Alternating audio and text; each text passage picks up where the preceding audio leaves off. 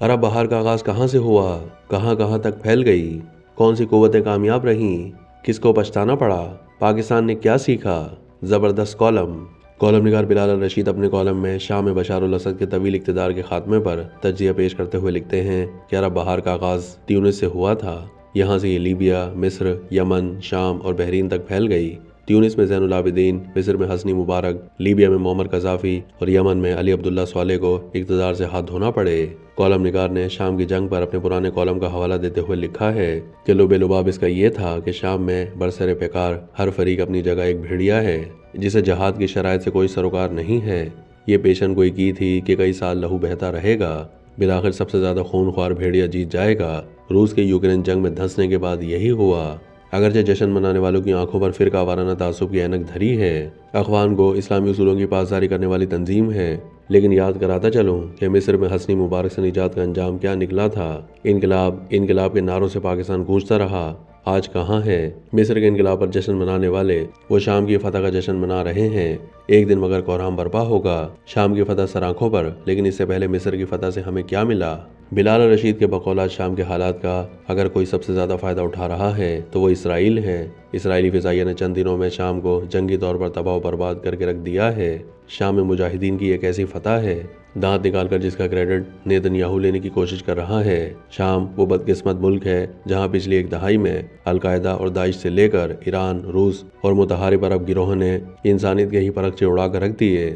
لاکھوں بے کس افراد متحارب گروہوں کی انا کی بھینٹ چڑھ گئے۔ بھوک سے بلکتے اور سردی سے کانپتے ہوئے بچے اور عورتیں، کسی کو ان پر رحم نہیں آیا۔ اس سب کا مطلب یہ ہرگز نہیں کہ بشار الاسد اور اس کی افواج میں انسانیت کی کوئی رمق پائی جاتی ہے۔ اس سفاح خاندان کے طویل اقتدار کا کوئی ادنا سا جواز بھی موجود نہیں تھا۔ کالم نگار نے ماضی کو یاد کرتے ہوئے لکھا کہ عرب بہار برپا ہوئی تو نیٹو کی صورت میں امریکہ اور یورپ اس پر ٹوٹ پڑے۔ ہر ملک میں انہوں نے اس انقلاب سے اپنے من چاہے نتائج حاصل کرنے کی کوشش کی۔ مصر اور لیبیا سمیت کئی ممالک میں غیر ملکی قوتیں کامیاب رہیں۔ انقلاب کے لیے نکلنے والوں کو چھنکنا بھی نہیں ملا، الٹا کئی ممالک میں مظاہرین بعد میں پچھتائے۔ بلال صاحب اپنا تجزیہ پیش کرتے ہوئے آگے لکھتے ہیں کہ پاکستان کا جہاں تک تعلق ہے، عرب بہار سے ہم نے کیا سیکھنا ہے، مشرقی پاکستان سے ہم نہ سیکھ سکے۔ بنگلہ دیش میں شیخ حسینہ واجد نے 15 سال تک خون کی ندیاں بہائیں۔ علیحدگی کے ہنگام جماعت اسلامی کے لیڈروں کو پھانسی چڑھانا شروع کیا۔ علیحدگی کے وقت جن کی عمریں 15-16 سال تک تھیں، اس وقت میں نے لکھا تھا کہ انجام اگر خود شیخ حسینہ واجد کے قتل پر مندرج ہوا تو حیرت نہ ہوگی۔